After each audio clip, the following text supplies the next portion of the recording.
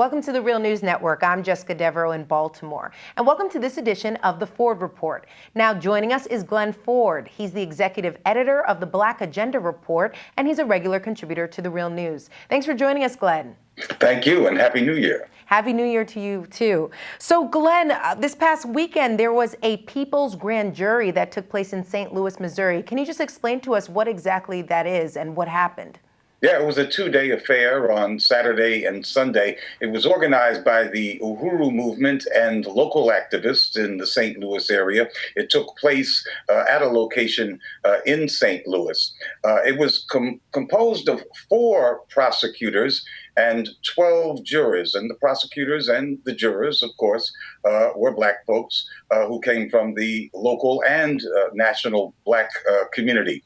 And they, unsurprisingly, announced their findings, their verdict, if you will, Monday morning. And that verdict was that Darren Wilson, the former Ferguson police officer, should be indicted for first-degree murder. The vote was 11-1. One of the jurors held out for a charge of voluntary manslaughter.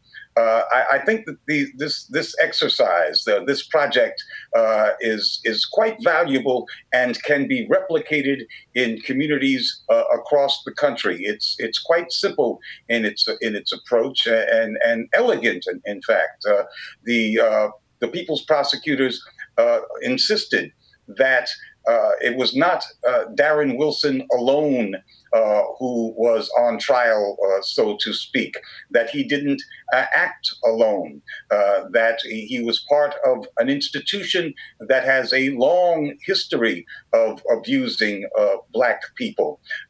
And for example, the leaving of Michael Brown's body in the street, uncovered for 4 hours in that searing heat, can be compared to lynching practices of the past, in which, of course, the body was displayed in order to strike terror into the Black community.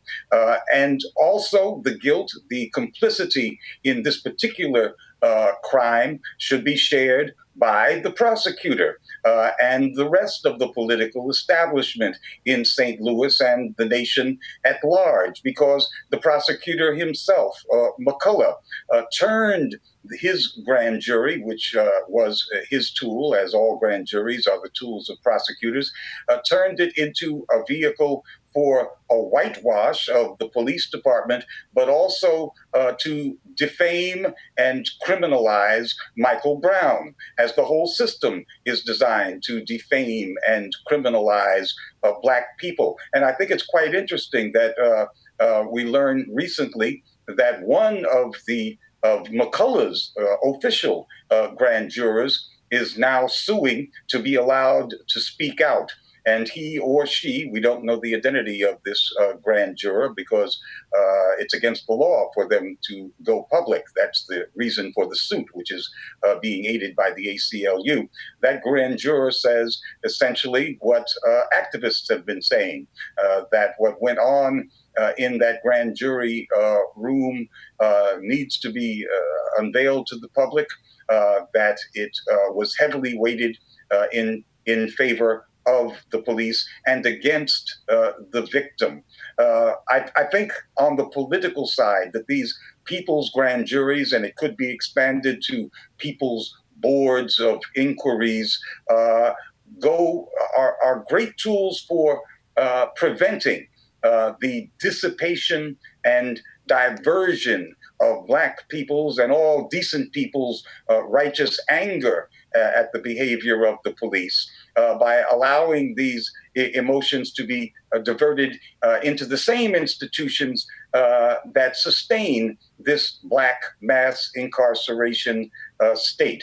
And it also allows folks to get around, to bypass these elements of the Black misleadership class that are part of those same structures, that are part of the elected and appointed leadership that upholds these institutions that in the end work to maintain the status quo. This is the way for this the people to speak directly, and for people to share their understanding of what the real status of Black folks in this society is, especially regarding the police. And all that is absolutely necessary if we're really going to build a sustainable movement for genuine community control of police, an exercise in real Black self-determination.